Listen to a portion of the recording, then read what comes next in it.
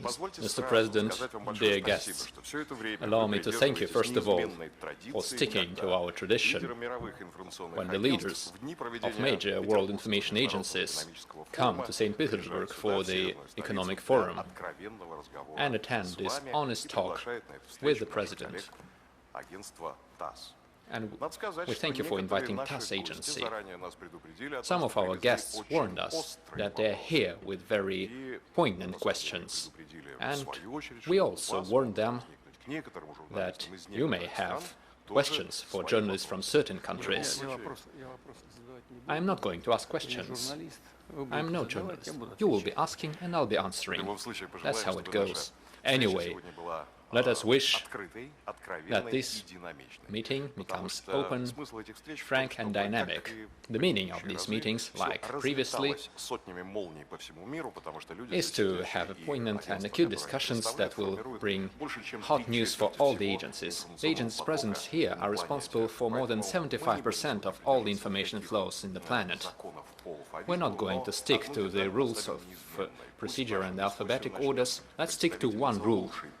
Let's give the first word to the female part of the journalists, Madam Kashimbayeva, Director General of the Kazakhstan Teleradio. Please, first question to you, Madam Kashimbayeva. Thank you very much. Mr. President, I have two questions for you. Recently, you finished your state visit to Kazakhstan. This visit was very successful, and I can definitely say that it was one of the most meaningful events on the bilateral agenda this year. As part of the visit, you and our President, Mr. Tokayev, adopted a joint document on the foundations of friendship and good neighborliness between Kazakhstan and Russia.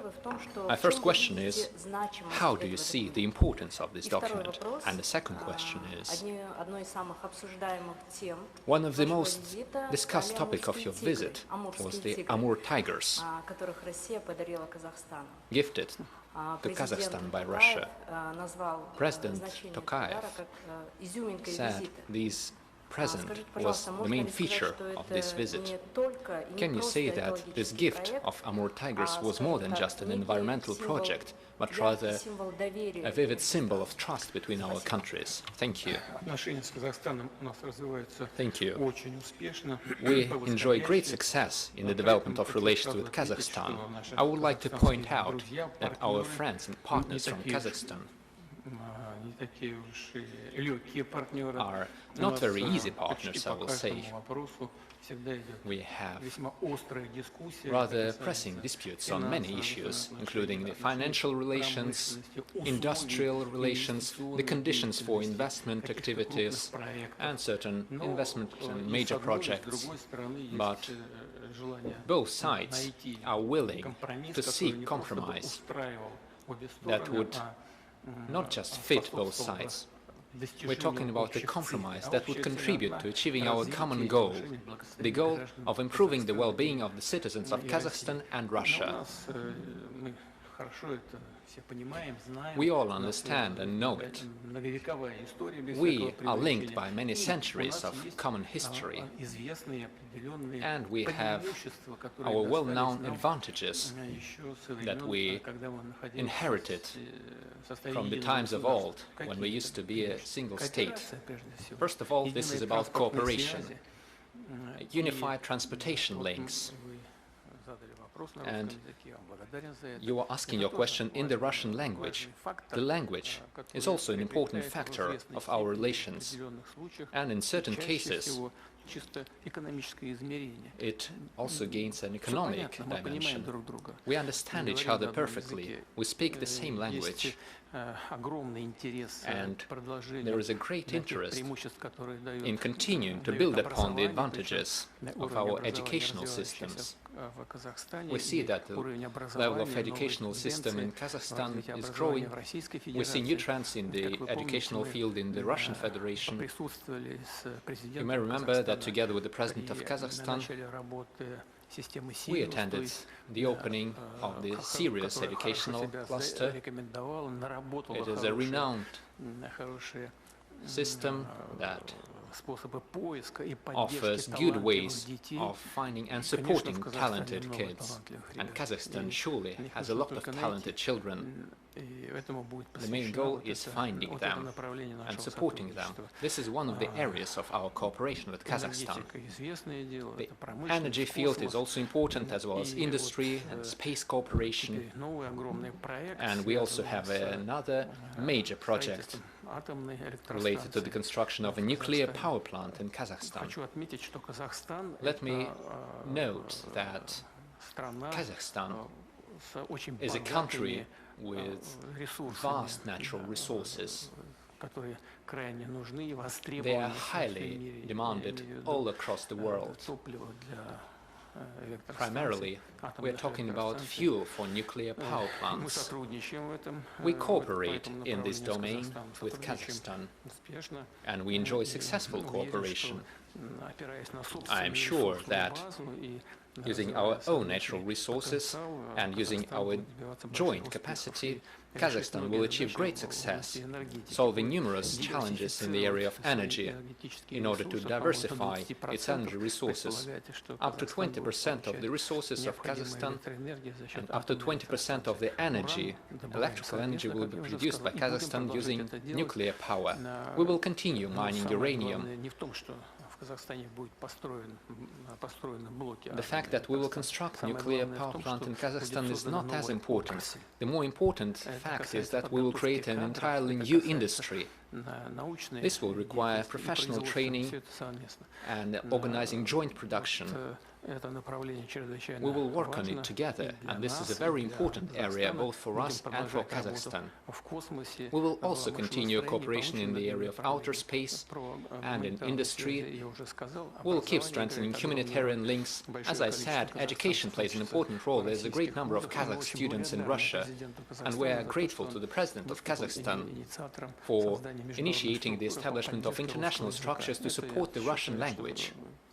I believe that this is a forward-looking initiative meant to preserve our relations and keep building up upon them in all the areas, including the humanitarian area. Speaking of the Amur tigers, this is a natural occasion. We are thinking about the restoration of the environment, of nature, of flora and fauna. We also receive help. For example, Tajikistan gifted us snow leopards. We are thankful for that to our friends from Tajikistan. We have done a lot in order to preserve the population of the Far Eastern tigers. These are the largest tigers, the largest species of tigers in the world. They originate from the Russian Far East. Similar tigers used to live in Kazakhstan. And if we can help our friends in anything, in this case we're helping our friends in Kazakhstan, we will keep providing such help. I've seen it. It was quite impressive. By the way, we were organizing a so-called Tiger Summit. Many countries in the world are concerned with preserving the populations of these wonderful animals.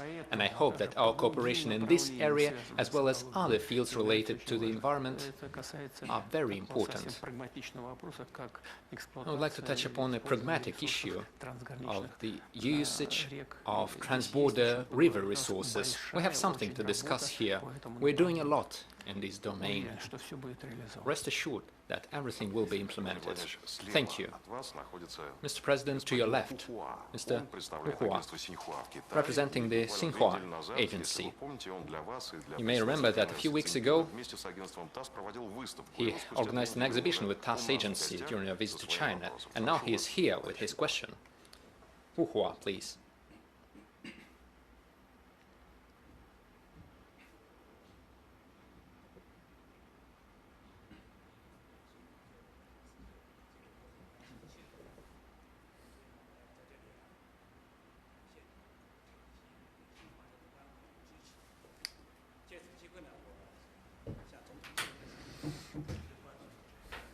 Oh, I'm sorry. 重新开始 ，once again， 尊敬的普京总统，那首先祝贺您啊，不久前 Mr. President, 进行了十分成功 Mr. 的 Putin, 访问 I thank you for visiting China. This was a wonderful and successful visit. This year, we organized an important exhibition on the occasion of the anniversary of our information agencies, Xinhua and TASS. I thank you for paying special attention to us. Allow me to use this occasion to ask you a question. In May this year, you paid your 25th visit to China, and together with President Xi, you discussed very important issues relating to our international relations. We have done the counting. Over the past 14 years, you have had over 50 meetings. This is an unprecedented result. We enjoy relations of good neighborliness and friendship. Our relations are at their highest point. I firmly believe that this visit left a deep impression upon you. The close cooperation between Russia and China shows a high level that we have achieved. It was achieved through various means. And how exactly was it achieved is my first question. And the second question is, we published a new declaration, a new joint comprehensive declaration of Russia and China, saying we all stick to the principles of the UN Charter, defending its goals in their entirety. And of course, we defend the global world order. We are the victors of World War II. My question is, how should we defend the historical truth? How should we pass on that truth to future generations while not allowing anyone to distort this historical truth? These are my two questions for you. Thank you. First of all, I would like to thank you for the warm welcome that we enjoyed as we visited Beijing and as we visited the exhibition that you organized together with your colleague, Mr. Kondrashov of TASS. This was a very substantial exhibition, and I thank you for that. Speaking of the results that we have achieved in our cooperation, here's what I would like to point out. In the recent years, especially after the beginning of the events that we're currently witnessing in Ukraine, we keep hearing people say that Russia made a pivot towards Asia, that Russia changed its policy. No, Russia did not change anything. We did not pivot anywhere.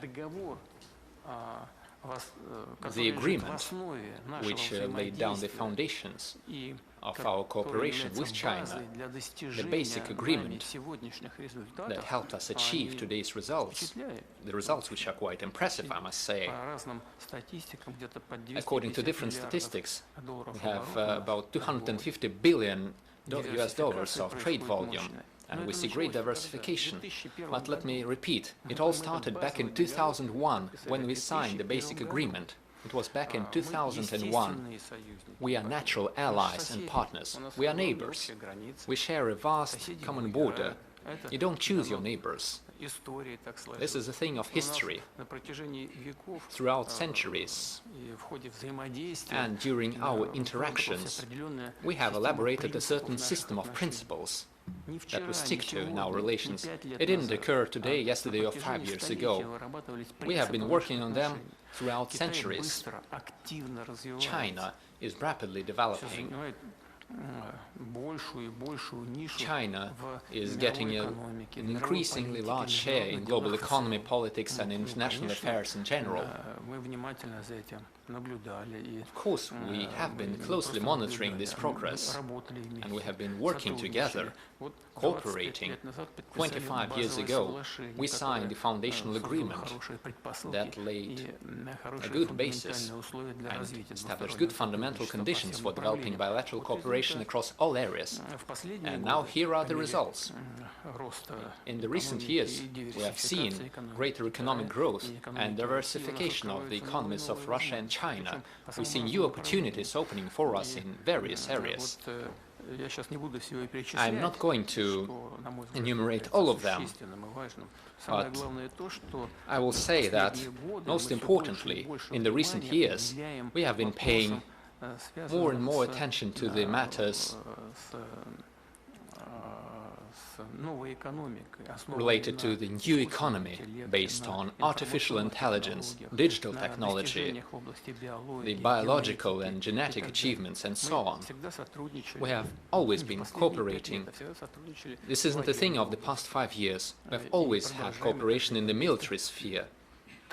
And we shall continue this cooperation as before. Nothing new has happened here. These are traditions of our relations. Military and technical cooperation are important domains for us.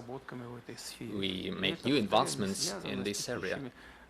This isn't something related to the current events that the world is watching, including the events in Ukraine or in the Middle East. This is something that we have been working on. This is a result of our friendship with China. This is not a friendship against someone. This is a friendship that helps us mutually. And I would like to point out the achievements in the area of AI and high-tech. I think this is where the future of our cooperation lies. We always say this when we meet with President Xi, and he calls me his old friend, and I also call him that. This is no exaggeration or figure of speech. We enjoy great trust and confidence. First of all, we are guided by our national interests, the interests of our countries, which coincide in many cases. This serves as a good foundation to make new achievements.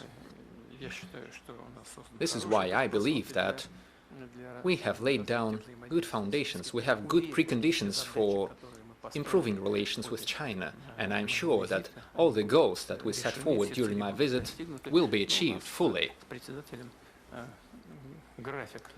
Me and President Xi have had an important schedule. We have had many bilateral meetings. Our governments also maintain contacts. Our ministries and agencies maintain regular contacts, as well as our leading businesses, the companies, including those in the energy sphere. In this particular area, I think very soon we will have some pleasant news to announce for the global energy sphere. I'm talking about new agreements between Russia and China. Colleagues, who is going to be next? Vijay Joshi, Director General and Editor-in-Chief of the Press Trust of India. Mr. President, first of all, thank you for this opportunity and for your hospitality. Mr. President, as you're preparing to travel to India for the BRICS summit in September, and the global community is watching the evolving dynamics between Moscow and New Delhi very closely, while the special and privileged strategic partnership remains the cornerstone for both nations, some observers say that India's alignment with Washington creates structural frictions with Russia. From your perspective, how will you serve to inject fresh momentum into bilateral relationship? What steps can be taken to ensure that Russia-India ties remain resilient against external geopolitical pressures? And how would you describe the India-Russia relations in this redrawn geopolitical landscape in your words, please? Thank you. You gave the description yourself, and it is true, we enjoy a special privileged strategic partnership. That is how I characterize this relationship. It did not occur yesterday or 1 or 5 years ago. This is something we've been working upon for decades. Back in 1947, when the Soviet Union established diplomatic relations with the Indian Republic, we have been doing everything to support the establishment of a new state, a new independent state. And I'm glad to say that Thanks to the hard work and the talent of the Indian people, India has made great and important achievements in its development.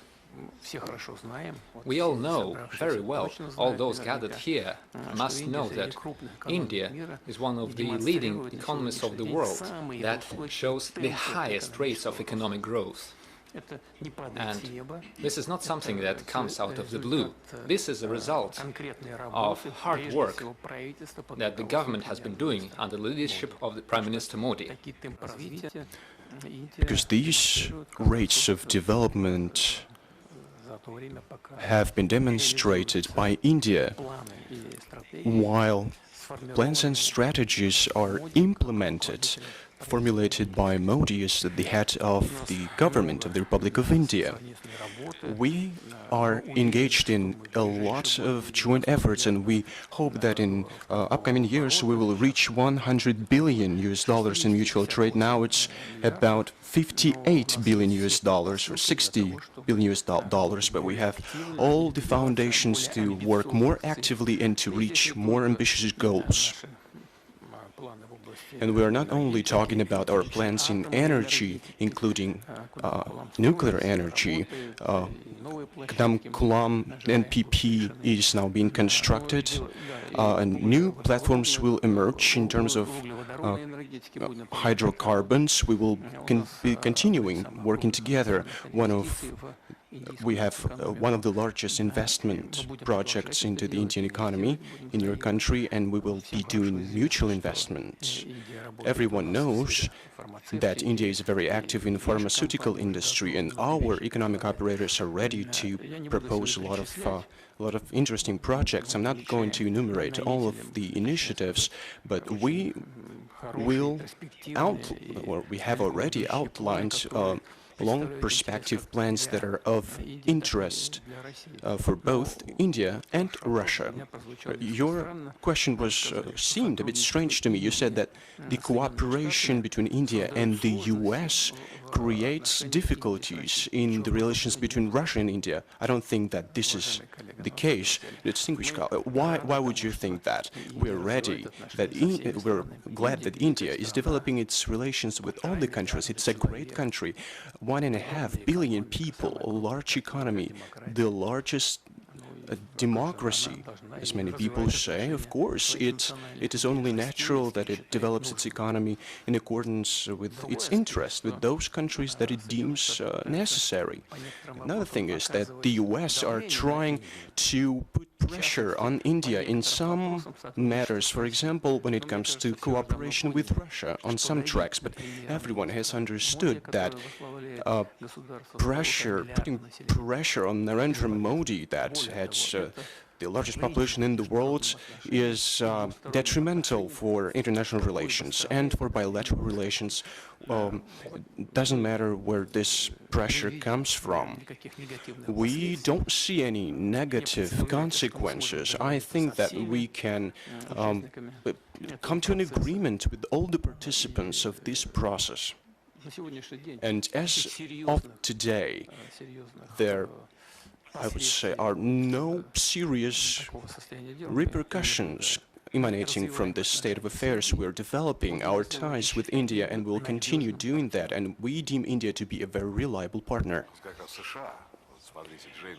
James Jordan, representative of the US, the Associated Press Agency, please. Thank you. Please be as genuine as you can. The organisation of this gathering is always fascinating to hear President Putin's views on many global matters. I've been here for 3 years now. It's always an interesting experience, so thank you.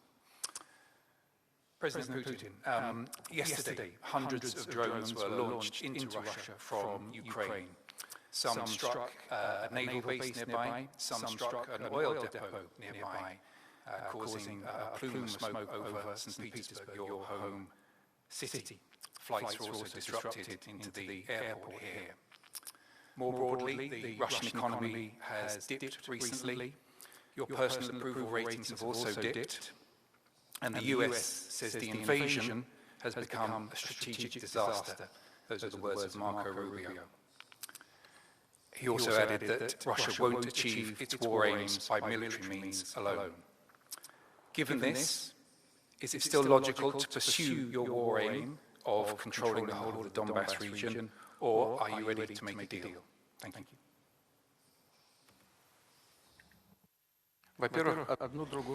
Thank you very much. One thing does not exclude another. We can control the whole Donbass region, and we can strike a deal. One thing does not contradict another. Why would you think that it does? You have referred to a statement of Marco Rubio. He's a very serious partner, and we stay in contact with him. Recently, I think he gave a speech in the Senate or in the Congress. As far as domestic policy issues go, it is a complicated situation. Someone supports him, someone attacks him. Secretary of State talks about his domestic matters, and it is of interest to us, but we are more interested in a real situation. You're talking about the conflict in Ukraine, so we are interested in the real state of affairs on this track. What does it look like? It looks as follows.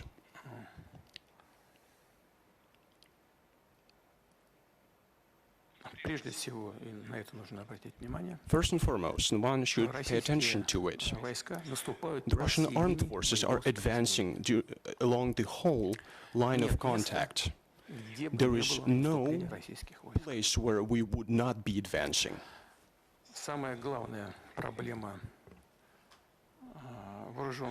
The most important problem or issue of the Ukrainian armed forces is a critical lack of personnel, of servicemen. Recently, the numbers have dropped by 100,000 people. Monthly, they lose about 40,000 people. As a result of this process of busification, they capture people on the streets and put them in the buses like stray dogs. Monthly, they lose about 40,000 people on the battlefield.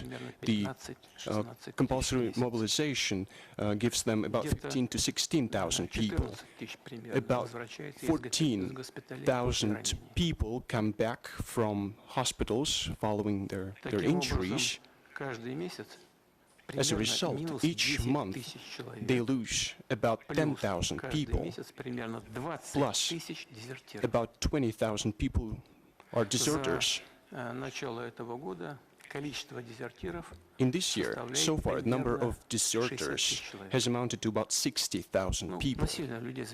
Well, they drafted them in a compulsory manner, so no one wants to fight. In Ukraine, the official figure is 200,000 cases have been initiated on the fact of being a deserter.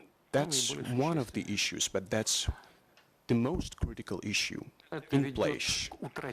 It leads to the loss of territory and settlements.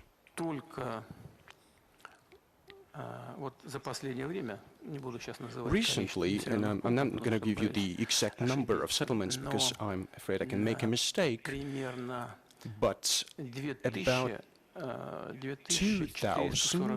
2,440 square meters of territory was captured by the Russian armed forces. We advance on a daily basis. You talked about the Donbass region.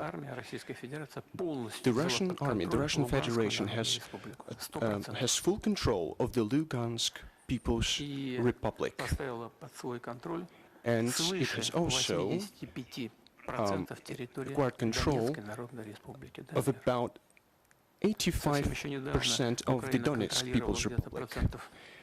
Until recently, Ukraine used to control 25% of the territory. Now it controls about less than 15%, 80% of the Zaporozhye region are under our control, and this process is progressing every day. Of course, Western sponsors are supplying great numbers of drones, of different models, long-range drones to Ukraine. Some are able to penetrate our air defense systems.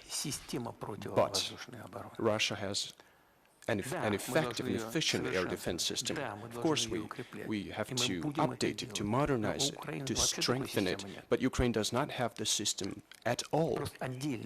They have separate components of the system, but they don't have the system as a whole. They have Patriot systems and other systems, but there's a great lack of them. But they don't have a unified system in place. They don't have any strike capabilities, the likes of which Russia has. I'm talking about hypersonic missiles, cruise missiles, land-based, sea-based, air-based systems. I'm talking about all of them. And there's another thing that is maybe the most important thing that I'd like to talk about. The Russian people is full of patriotism and is willing to do everything for the victory. That's the main prerequisite for achieving all the goals and tasks of the special military operation.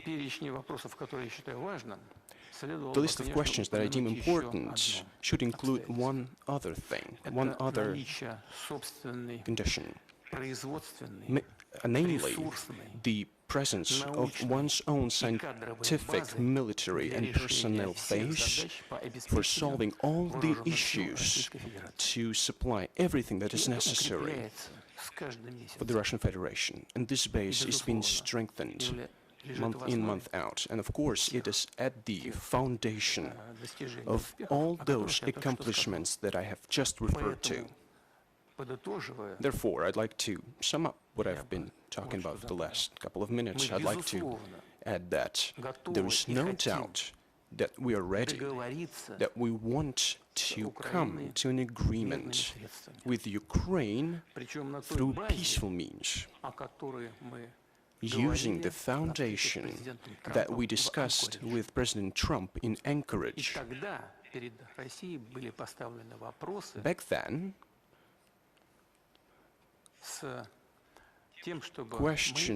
we received questions whether we could agree on a compromise, and we discussed it in Anchorage, and Russia agrees to the compromise that we talked about in Anchorage. Important is that the Ukrainian side agrees to them as well. Then the conflict would peter out naturally and very fast. Thank you very much. Have you received all the answers to your question? You could also ask more questions if there's enough time for it. Mr. President, this retaliation strikes that we are launching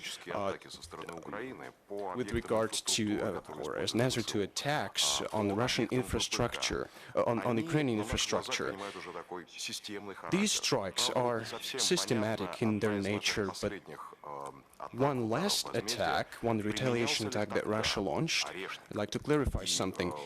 Have we used the Oreshnik system?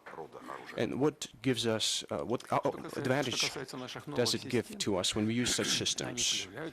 As far as our new systems go, they emerge, we see them emerge, it is true for the Oreshnik system, but I think it's a bit different from what we used to do previously, before the conflict erupted in Ukraine.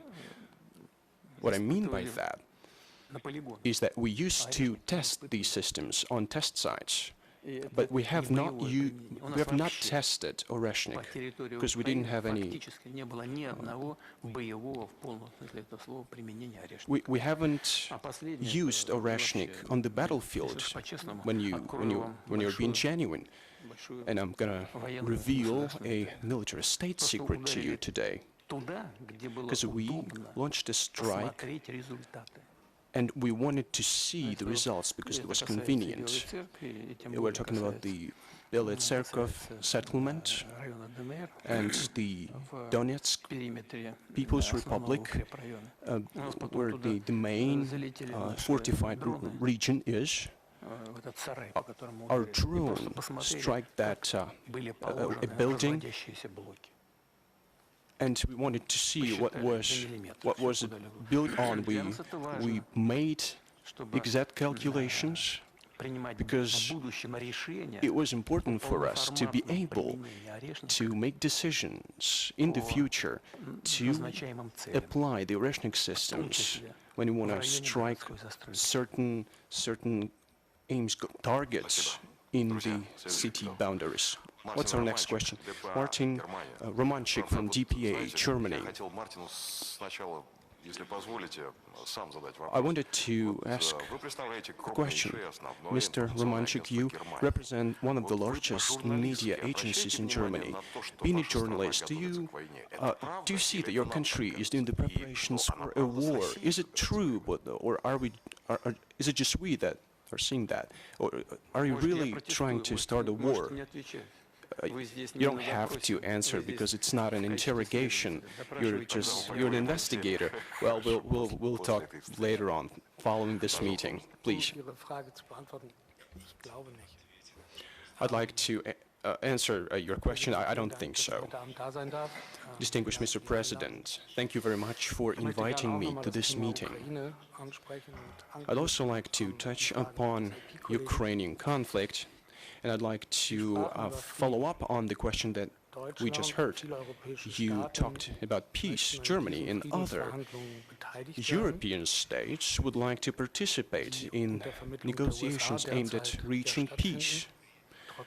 Currently, the negotiations are taking place with the U.S. as intermediaries, despite the developments in Iran. What role can be played by Germany and by Mr. Federal Chancellor? And I'd like to ask something else. You said that you see Gerhard Schröder as a possible intermediary in the negotiations. Apart from Mr. Schröder, who else can act as a mediator from Germany in these negotiations? You said something that I'd like to draw your attention to. First, you said that Europe would like to take part in these negotiations. Is that right? Second, who, apart from Mr. Schröder, could possibly act as a mediator? One thing is to participate in the negotiations, and another thing is to be a mediator. How can the European Union or separate countries of the European Union be a mediator if they directly abet the efforts of the country with which we have an open armed conflict? They are engaged in this conflict directly. How can they act as intermediaries? Because if you want to be a mediator, you have to be neutral. Moreover, it is with surprise that I saw the reaction to what I had said about Mr. Schröder being a possible mediator. Discussion started. Mr. Schröder is a friend of Mr. Putin. No, Mr. Schröder is not a friend of Mr. Putin. He's a German statesman, one of the best to my mind, because he has his own opinion and he's brave enough to advocate his stances and positions. We don't see many politicians today that have similar qualities and similar character.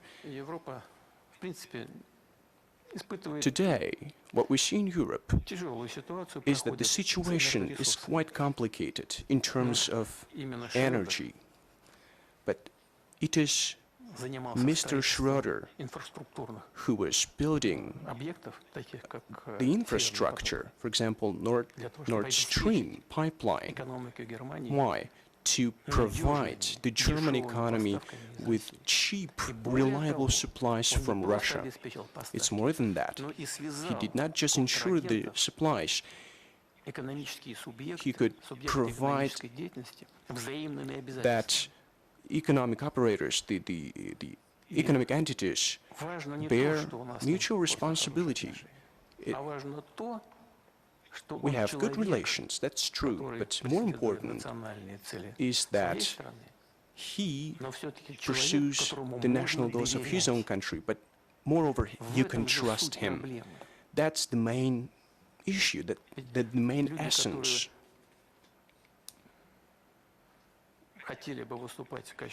Some people want to act as mediators, and both parties to the conflict should trust these intermediaries. But I do not understand, how can you trust, or how can Russia trust the people that have been repeatedly saying about inflicting a strategic defeat upon Russia? That's the issue. That's the issue, Martin. That is the problem. Nevertheless, we never reject any opportunity. We had never said no to contacts with the representatives of the European Union in certain formats, whether it is with intermediaries on Ukraine or not. I have said that we have our problems with that. It is hard to disagree with that, and yet we maintain contacts. We do not reject them. You may just pick up the phone and call us. If you want to come, you may come. But it is up to them. They are not willing. I was surprised to hear that Russia, this evil Russia, stopped supplying energy resources to Europe. We never stopped. Europe just said no, they refused to buy, hoping that we would collapse. But they have seen for themselves that we did not collapse. So they understood that it was enough. So they changed something a bit. We have always been open. There have been so many public statements that it is now hard for Europe to change its stance, even though they see that it's detrimental. I'm not going to make comments on that, but I want to repeat, we never said no. If someone believes it necessary to revive dialogue with Russia, we're ready for that. You're welcome to do so. Who is going to be the negotiator from Europe? I don't know. We're not trying to impose our opinions. I simply heard the discussion saying that Russia is trying to impose something to appoint the negotiator. We're not doing that. Naturally, we want to understand who this could be, and I repeat that these must be people that we can trust, that everyone can trust. These are just working details that can be discussed and ironed out further at the level of foreign ministries, for example, or at the level of our intelligence agencies. Our intelligence contacts continue, by the way.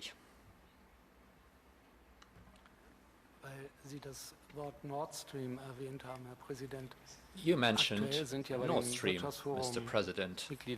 Currently, at the Economic Forum, we have members of the AfD party, Alternative for Germany. They speak out in favor of Russia renewing energy supplies through Nord Stream pipeline. What do you think about this political party and their result at the local and the federal level during the elections? What are your expectations of the party Alternative for Germany? What is your attitude to that? Thank you. On my part, it would not be very appropriate to give my personal opinions for political powers in the Federal Republic of Germany. We're aware, and I am aware of the fact. Correct me if I'm wrong, but this is how I've been informed. I know that AfD is currently ranking first in the rating of political parties of Germany. It overtook the Christian Democrats, and they made great leaps, and they are far ahead of the Social Democratic Party of Germany. I'm not going to make any comments. I will only say one thing. In my view, this is all due to the fact that the leadership of this political party is capable of stating their clear positions in the interests of the German people and the German economy. They are not afraid to speak about that openly, and they are ready to fight for it. This is reflected in their political ratings and results. What is going to happen next and how things are going to progress on the political arena of Germany, I don't know, and I don't want to make any forecasts or predictions.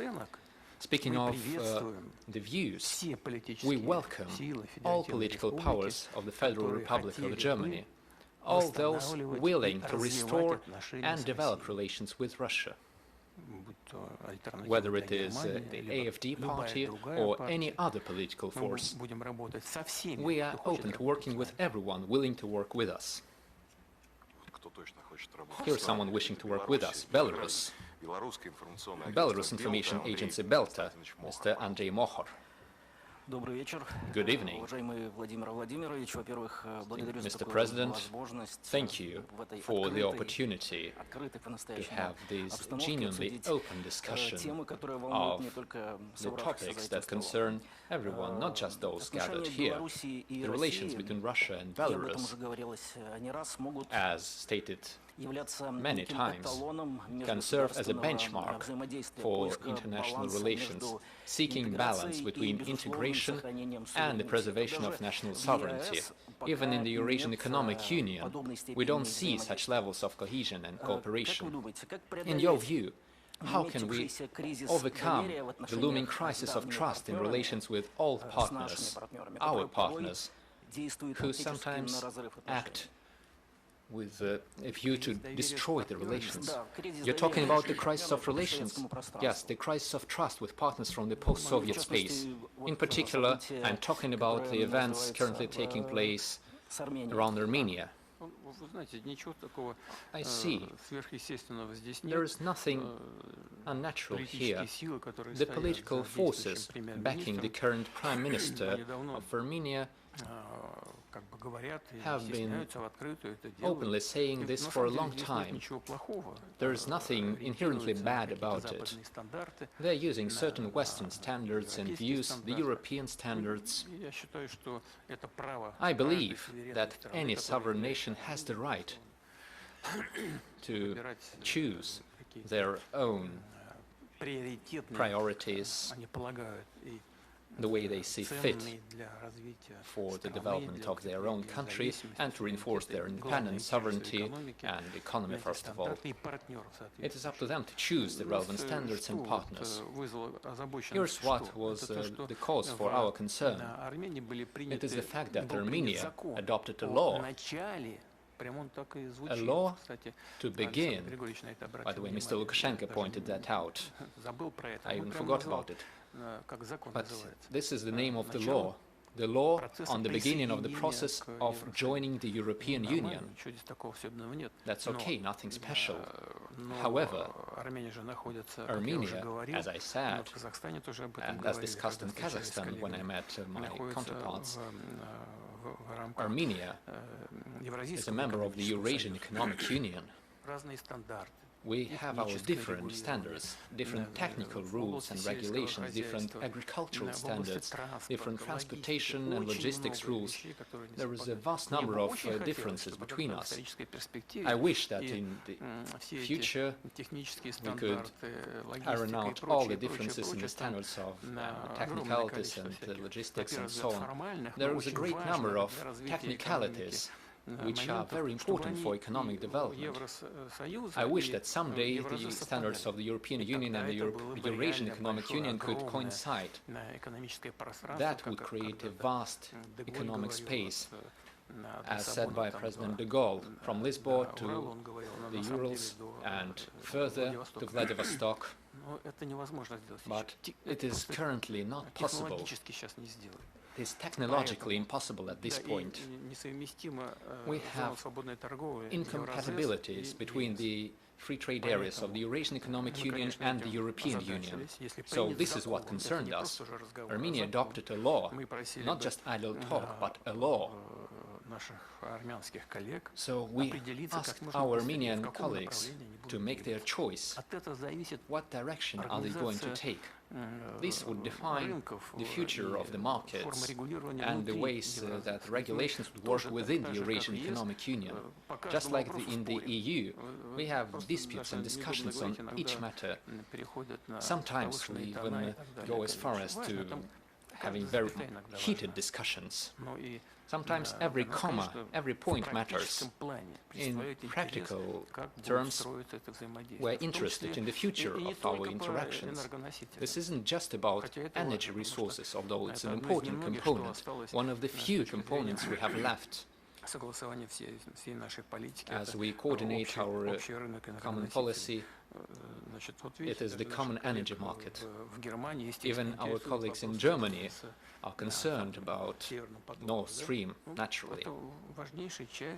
This is a very important area, and in the post-Soviet space, within the Eurasian Economic Union, this is also very important. This is the only thing we asked, to make a choice.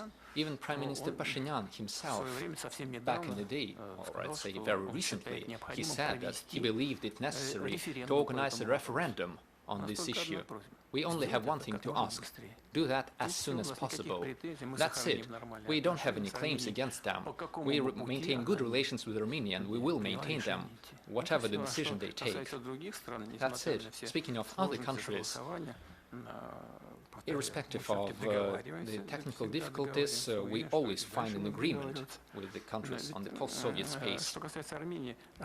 For Armenia specifically, it was Russia who insisted, at the request of Armenia, that they become a member of the Eurasian Economic Union, keeping in mind that in a number of parameters the Armenian economy did not really fit the common context of our space.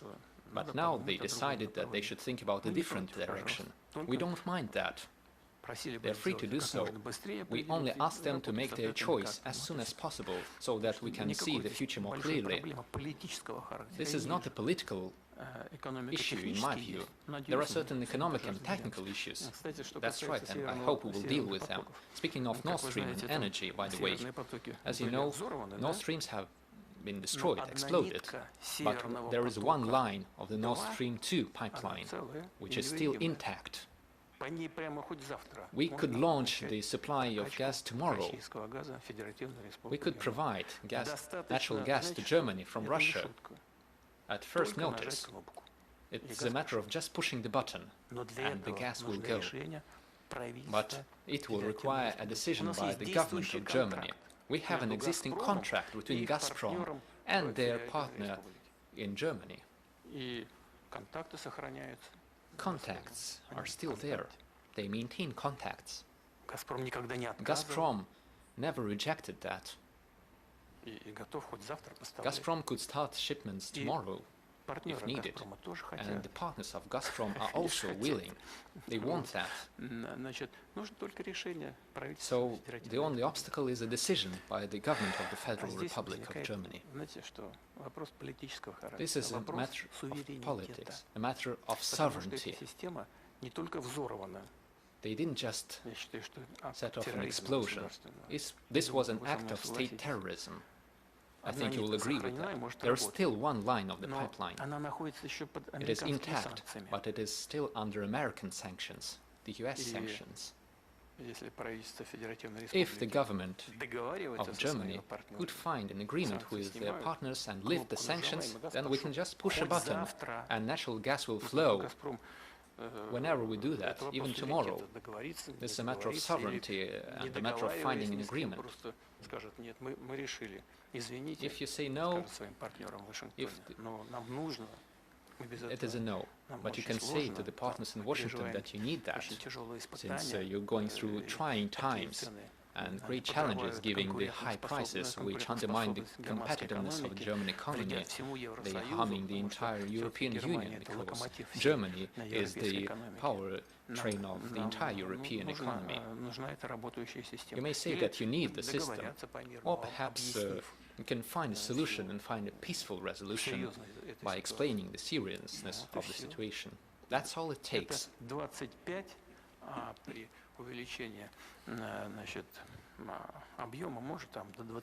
It's about 25 to 28 billion cubic meters of natural gas that can be supplied at first notice, even tomorrow.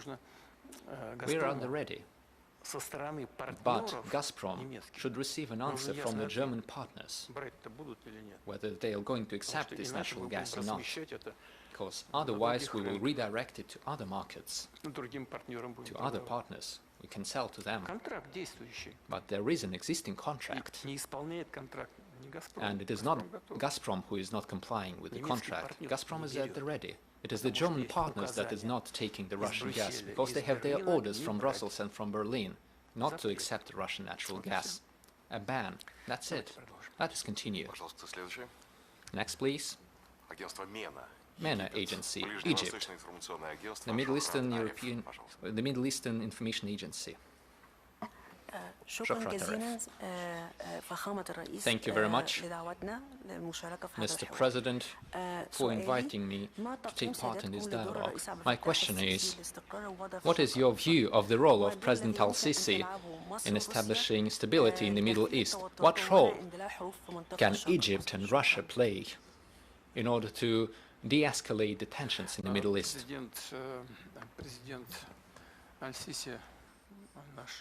President al-Sisi is our good friend. I have good personal relations with him, and it helps us develop bilateral links. We have stable volume of trade, and we have good prospects for the future. We have major joint projects. For many years we've been talking about establishing the Russian Technological Park in Egypt, in the Nile Valley, and we're currently actively working to implement the project of the construction of a nuclear power plant in Egypt. And I hope that it's currently 2026, and by 2028 the first energy block of the NPP will be launched. We're working very actively on this track. We attract a great number of local professionals and specialists in construction. This is a major project. We actively work in other areas as well. We have trusting relations in the area of political cooperation and international cooperation. We highly appreciate the efforts of President al-Sisi to settle all the situations in the Middle East. Currently, against the backdrop of the events taking place around Iran and the Strait of Hormuz, we forgot about the tragedy of Palestine, but it is still there. It is still there. And the President of Egypt has always made a great contribution trying to find a just settlement for the problems related to Palestine. And naturally, I would like to emphasize the Russian Federation believes that the fundamental solution to this issue is the establishment of a full-fledged Palestinian state. I know that the President of Egypt is actively involved in the agenda related to the settlement of the crisis in Iran. He maintains regular contacts with all the stakeholders in the process, and we also maintain contacts with him. We consult them and we hear each other. We listen to each other. And we take our positions into consideration. I would like to thank President al-Sisi for the attention that he is paying to the development of the Russian-Egyptian relations. This is very important. Egypt is one of our priority partners in the region.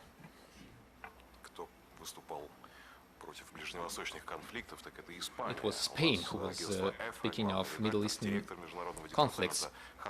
We have José Manuel Sanz Mingote of the FA Information Agency, please. Yes, thank you very much. I would like to thank our friends from TASS agency. Thank you for your hospitality. Mr. President, my question is related to the Ukrainian issue. What is stopping us from achieving long-term peace in Ukraine? What are the obstacles for discussing all the legitimate concerns of Russia related to the conflict? We can see, and you have mentioned that there has been progress, but it takes a very long time. It goes very slowly, especially speaking of Donbass. We have seen numerous attacks on both sides. Isn't this the moment when we must achieve a ceasefire and go to the negotiation table and discuss all the matters? Perhaps the European Union and the European countries, under these circumstances, cannot serve as intermediaries, but they can help. They could help in finding a solution to this issue. Thank you very much. I believe that, yes, it is true. The European Union could try and help us find a solution. I believe that the solution shall lie within the framework of the agreements reached in Anchorage. The Ukrainian side is very well aware of that. There is one more point. Back then and before Anchorage, Russia was asked whether we were ready to accept a number of compromises. And I remember when I came with a visit to Anchorage, I told President Trump that we were ready, and I gave him the details about the agreements and these compromises that we could reach. They should be accepted by the Ukrainian side. That's what is important. But you have to take into account the domestic policy situation. I don't think that Kiev is ready for it. If we achieve peace there, the fight for power in this country, the economic situation against this backdrop, all this will change radically. And I think that the authorities are not interested really in the cessation of hostilities, because then people in power would hardly receive any prospects of staying in power. You have to also address economic issues. European experts know that we're talking about hundreds of billions of euros that Ukraine requires to recuperate economically. We know about the proposals of the German Chancellor that Ukraine has to become an associated member of the EU. It does not concern us. We would mind if the EU turns into a military bloc. That is what causes concern. But when we're talking about economic integration, associations, we don't mind. But European experts know what the cost of such an association would be. And European agriculture experts know that. If Ukrainian agricultural produce goes to European markets, they know what the result would be. I can delve into this topic, but going back to your question, I can say the following. Of course, the European Union can play a role, but not by supplying weapons to Ukraine, but by trying to make Ukraine reach a compromise that we talked about in Anchorage. Azerbaijan, Vugar Aliyev, Director General of Azertouch. Thank you very much, Mr. President, for your time. I'm going to ask a question about the relations between Russia and Azerbaijan. How would you assess the prospects of relations between Russia and Azerbaijan? I think that our ties, our relations are good. They're friendly, and they have been friendly, always. I'm talking about the economy, about politics. A couple of years ago, we signed a strategic cooperation treaty, and we are developing our relations. President Aliyev makes great efforts to fill this treaty with substance, and we see that in certain areas of our cooperation. I think that we have aggregated investment to the tune of $10 billion, and we have a lot of enterprises with Russian capital working in this country. We closely cooperate in the humanitarian domain, and there is a large number of Azerbaijani nationals working in our country, and they make remittances to their country, and we are trying to organize it in a civilized manner. There are a lot of issues, matters that are of mutual interest. In logistics, we know about the North-South International Transport Corridor. Of course, it has now slowed down because of the events in Iran, but it is of mutual interest to both countries, and we're very thankful to President Aliyev for providing assistance in sending humanitarian aid to Iran. The Azerbaijani side has demonstrated its efficiency in this regard and responded to our requests. It is very important, it was very important to mitigate the situation.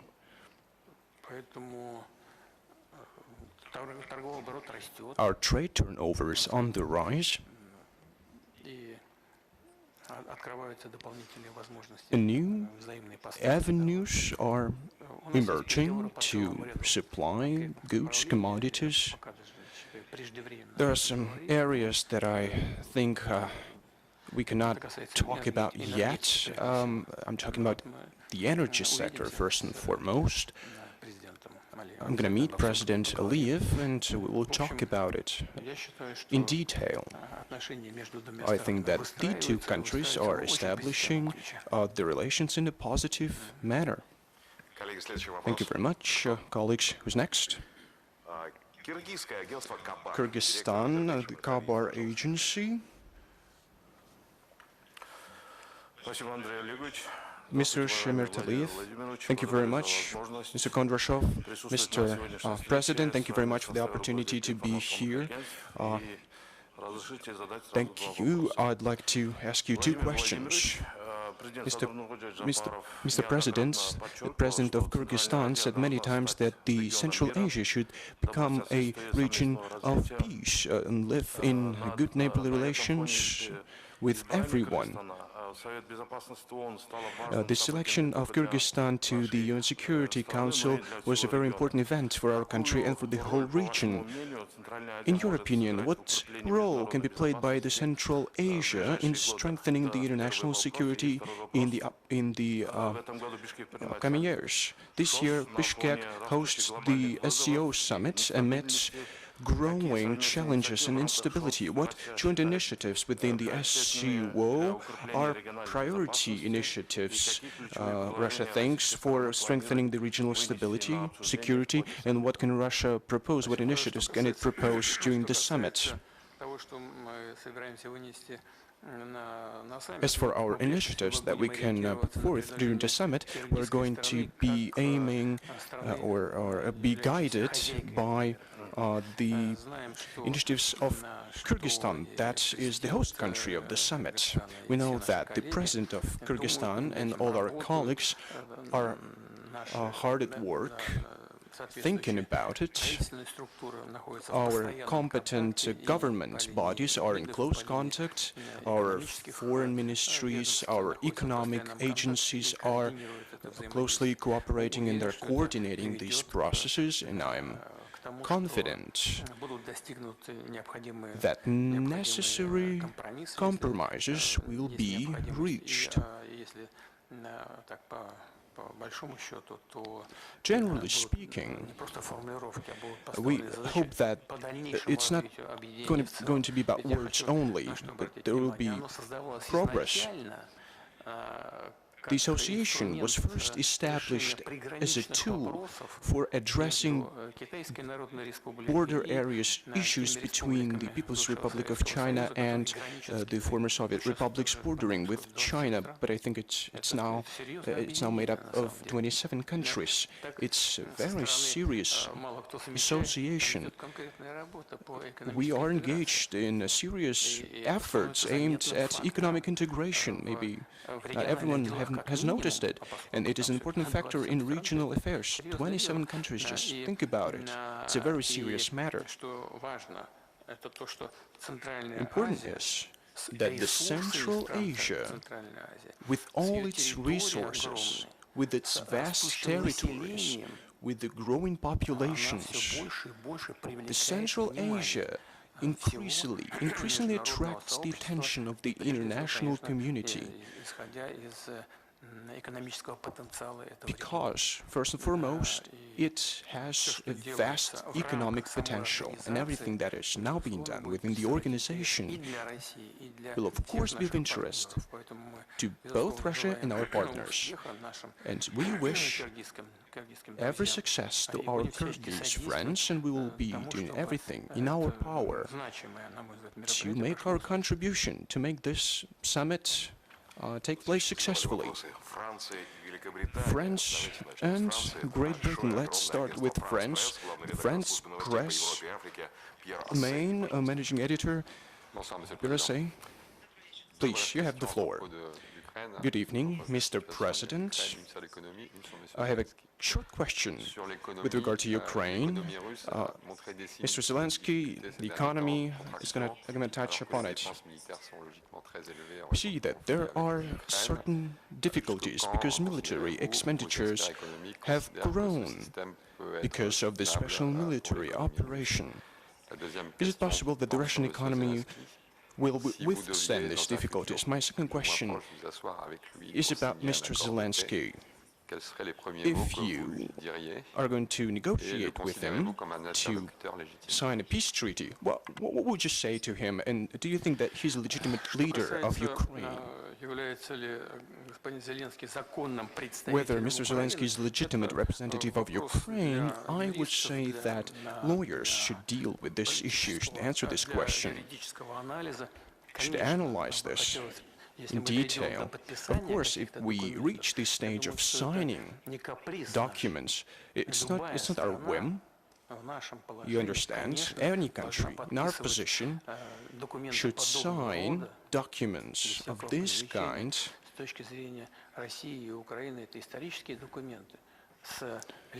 These are historic documents we're talking about, so we should sign these documents with legitimate representatives in accordance with the basic law, with the constitution of the party. We're talking about Ukraine in our case. Of course, this is an issue that will be painstakingly studied by future analysts. And I've talked about it at length already, repeatedly. 2 years exactly, to the day, in 2024, the mandate of Mr. Zelensky expired. His presidential mandate expired. At the end of last year, the beginning of this year, people started talking about the elections in Ukraine. We don't hear any news about it now. Will they hold elections or not? We should ask these questions, because this is important. No one is talking about it. If they decide to organize these elections, when is it going to happen? And the result is also very important. According to the Ukrainian constitution, the presidents can only be elected 2 times. 5 years each term. If you take the position that President Zelensky prolonged his mandate in a legitimate way. Well, 2 years have elapsed anyway. What is he going to do now? Is he going to be elected for 5 more years? No, it's not in accordance with the Constitution. You can only be elected for 2 terms in a row, for 10 years in total. What about the 2 years that he has been in power? What about these last 2 years? There are a lot of questions in this regard. But if it so happens that we sit on the table and are ready to sign relevant documents, if there's a wish to use peaceful means to put an end to this conflict, and Russia wants to do that, so if that happens, we'll find the people who would sign the relevant documents. It's important that they are willing to do that. It is very important, but it's a question for the lawyers.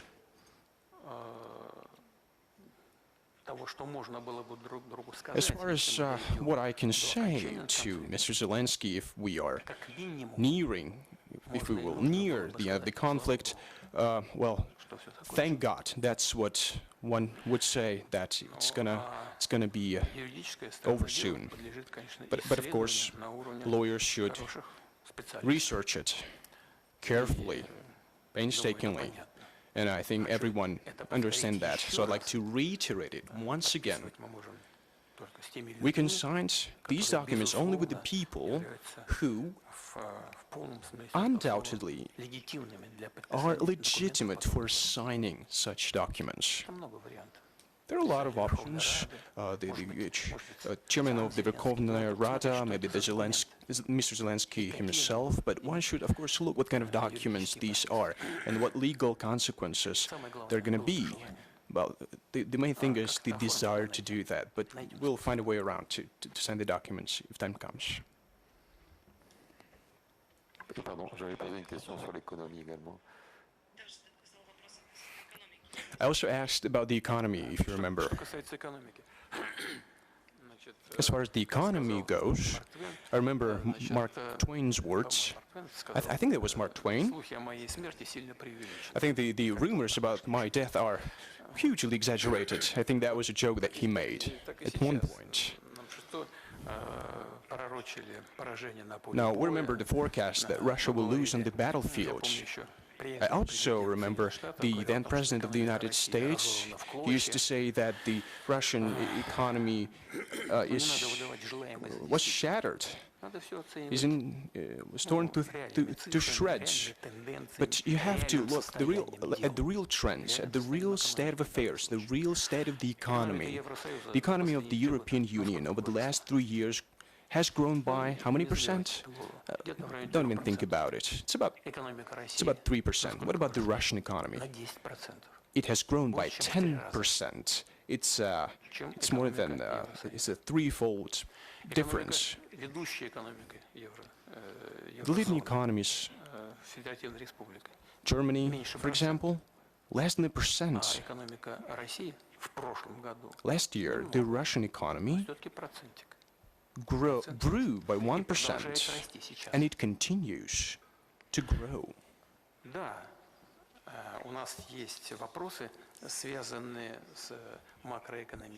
Of course, we have some issues when it comes to macroeconomy. Rise in inflation, for example.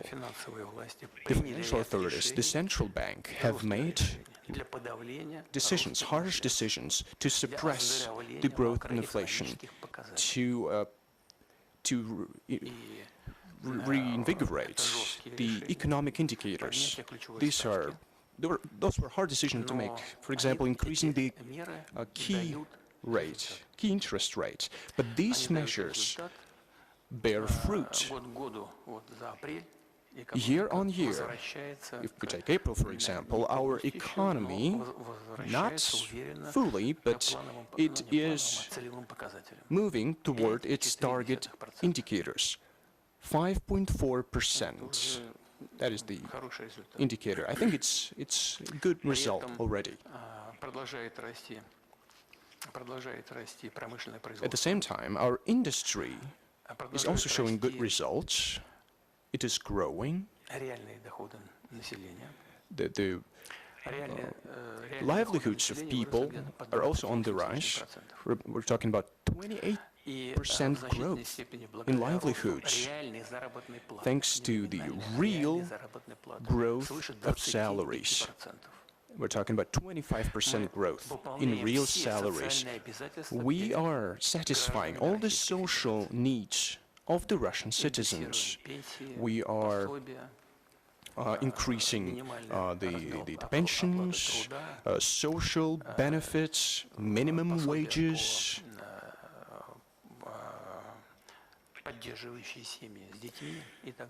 different measures to support large families. By 2030, we were planning to decrease the number of people receiving less than the living wage. We wanted to decrease this number of people by 7%. But we have already achieved this task. Now it's 6.7%.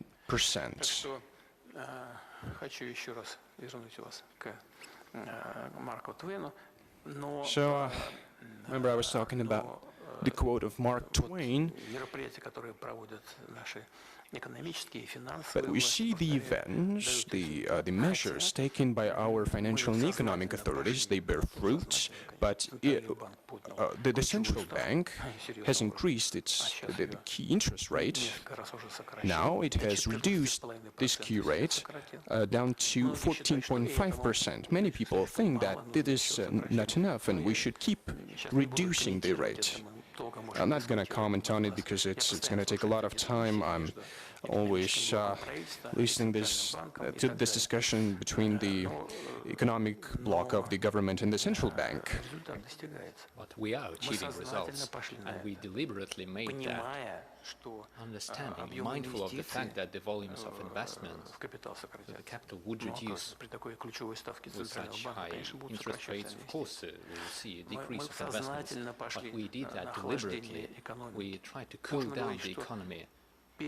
One could say that we cooled it too much, or one could say that we didn't do enough, but these were deliberate steps. We don't want inflation to go too high. We don't want dozens of percentages of inflation rates like in some countries. We don't want hyperinflation. We are fighting for the health of the Russian economy. And I would like to draw your attention to another important fact. The national debt, the state debt is 15.6% of our GDP. What about France? They have over 100%, 112% to be more specific, more or less. So we have 15.6%. All of these gives us reasons to believe that we are on the right track, and we feel confident. Reuters agency, United Kingdom. Mark Van Dyke, please. Thanks, Mr. President. I've got two questions. The first is on Ukraine. How do you rate President Trump's performance in trying to end the conflict in Ukraine, whether he's become distracted by the Iran war, and indeed whether he miscalculated there, perhaps at the cost of pushing forward talks over Ukraine? My second question is about your own political future, Mr. President. You've been running the country now, been in power for 26 years, and whether you plan to stay in office until 2036, I think under the Constitution. And if you don't mind me saying, you look quite fit, whether you feel you have the stamina and the health to go the distance to 2036. Thank you.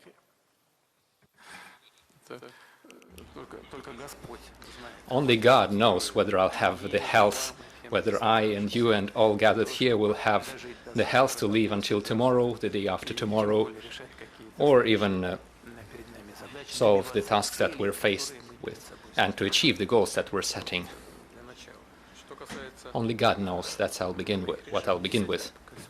It is true that, according to the Constitution, I may get re-elected until 2036, but it is too early, too premature to talk about that, if I'm perfectly honest.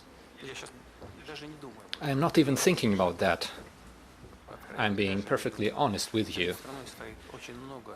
The country is facing numerous major acute challenges, and they must be solved. We should be thinking about the future of Russia. That's what we should focus on. That's the first thing. Now, speaking of the Ukrainian track and speaking of what was done by the President of the United States in his attempts to settle the conflict, I already said, and I believe that there's nothing bad in repeating this. I think that President Trump is sincerely trying to settle the crisis in Ukraine. It is true that, and he has confirmed this too, he said he didn't expect this would be so hard. Perhaps some steps and some things don't seem too complicated, but as soon as you start getting involved into that, when you delve deep into the problem, it turns out that there are too many unknowns in the process, and they matter.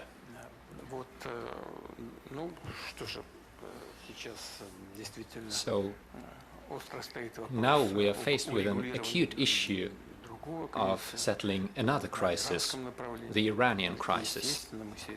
Naturally, we all see this and we understand that the US administration is distracted. They are forced to tackle this issue now, since the crisis in Ukraine is a local crisis, first and foremost. Unfortunately, the European countries and the European states don't see it that way and try to give it a global meaning. However, the crisis around Iran is definitely global. Take a look at how the closure of the Strait of Hormuz affected the global economy. That's it. And naturally, the US administration is focusing more on that. However, the proposals that have been made by President Trump, as I said previously, could serve as a foundation for a peace deal.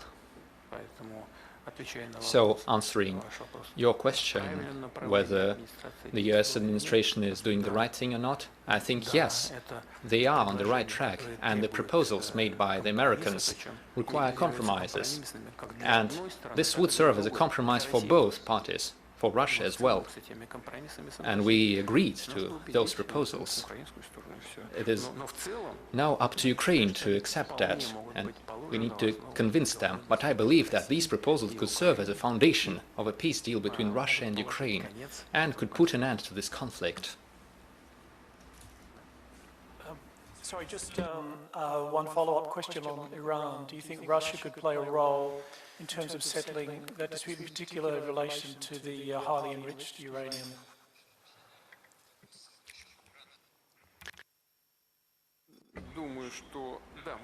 I think we don't want to impose our services upon anyone, but our proposals are known to the US administration. They are known to our Iranian counterparts and partners. In 2015, Russia did play a positive role, a quite positive role. Back then, we relocated the enriched uranium to the territory of Russia from Iran, and this served as a foundation for the JCPOA. The crisis was resolved, and the then US administration supported such steps. We implemented all of that, and we de-escalated the tensions. So then what happened? There is uranium in the territory of Iran. No one's denying that now. And what happens now? The uranium should be subject to IAEA control, and the entire global community, including the United States and Israel, from this moment on become part of the process of eliminating the highly enriched uranium, because this is under their control. The IAEA controls on paper, but everyone is involved in the IAEA activities. We have the uranium. Here is the uranium, here is the volume, here is the quantity, here is the control regime, and here is the enrichment process. We have such capacity now too. We could do that and reduce the enrichment rate. But it is up to all the parties to take a decision. If they are willing to find a solution, we can do that. We did that before, and we are ready to do this now. We have good, trusting relations with Iran. This is a friendly state for us. As you know, we are carrying out the Bushehr construction project. We constructed a nuclear power block and we continue the construction work. I believe that the Iranian leadership and the people of Iran trust us. They fully trust us. By the way, in the future, this uranium could be used, well, when we reduce the enrichment, this uranium could be used for peaceful purposes, for the nuclear power and other nuclear projects in Iran under the IAEA control. At least this is one of the ways of finding a solution, and in this sense, Iran, I think, could be satisfied with this solution, and all the other stakeholders, if they have any suspicions, they should also be satisfied with such a resolution. We would present the uranium, it would be openly and transparently relocated and put under control. Then there would be no issue, as I see it. I could be misguided, but I don't see what could be the problem here. Moreover, so originally, this wasn't this year, but originally everyone agreed with this plan. But then the position started to harden, and we said, all right, if you say no, we won't impose ourselves. But our proposals are still there, and we are ready to provide assistance like we did back in 2015. If they say no, that's a no. But we hope that the stakeholders in this conflict would find a different solution. If there is a different solution, we will be glad and we will welcome it. If they want something from us, we will support any steps aimed at finding a solution and would de-escalate the situation.